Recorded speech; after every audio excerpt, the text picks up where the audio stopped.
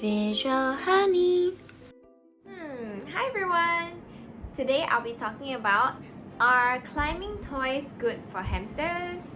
So actually I feel like I have seen so many climbing toys online and in shops for hamsters, marketed as toys for hamsters. But today we're going to talk about, are they actually good for hamsters? So firstly, we have to understand that hamsters are actually ground-dwelling animals in the wild.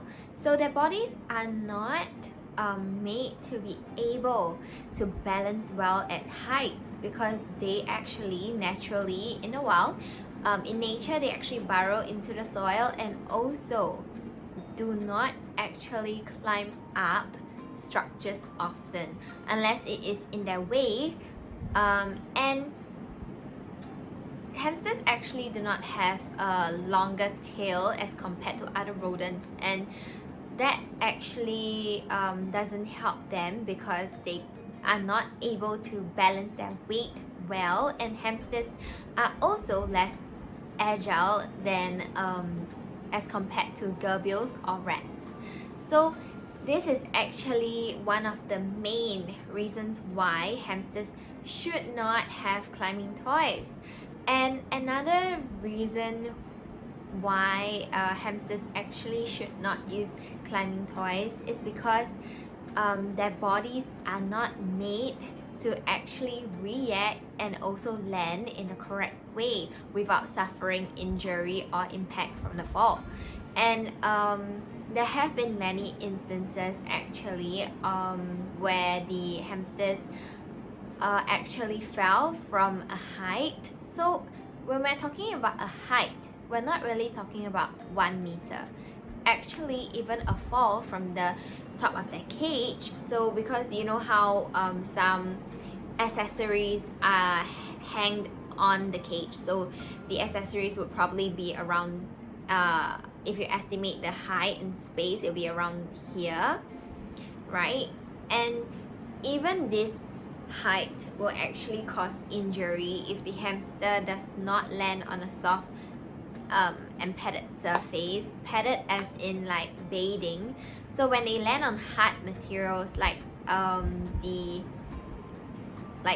because we put a lot of accessories, right? So it could be like on plastic, on ceramic, on wood. It can actually cause injury. And the dangerous thing about these injuries is that it cannot be seen, because likely it is an internal injury, or it could be a sprain, or it could be a broken bone, and it could be a fracture, and we wouldn't be able to determine or see it unless there are physical symptoms that we can actually observe. And by then it's probably already too late, because your hamster would have been seriously injured and would require medical treatment. So that is one of the things that I wanted to talk about, because I have seen too many incidences with this, that actually, the hamsters actually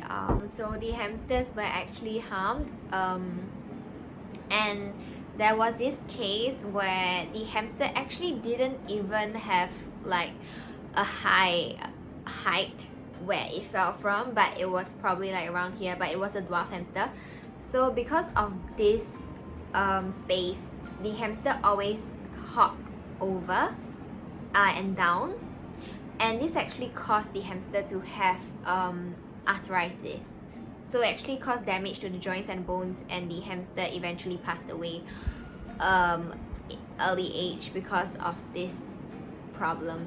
And to me, it makes me very upset, not because of, I'm not blaming the hamster parents, because obviously they feel terrible about what has happened, but I feel upset that these things are being marketed as suitable for hamsters, which many dangerous things are, but actually not suitable at all, and it's actually very dangerous for them. So this is actually something we have to keep in mind when we are buying things for our precious little babies, our hamsters.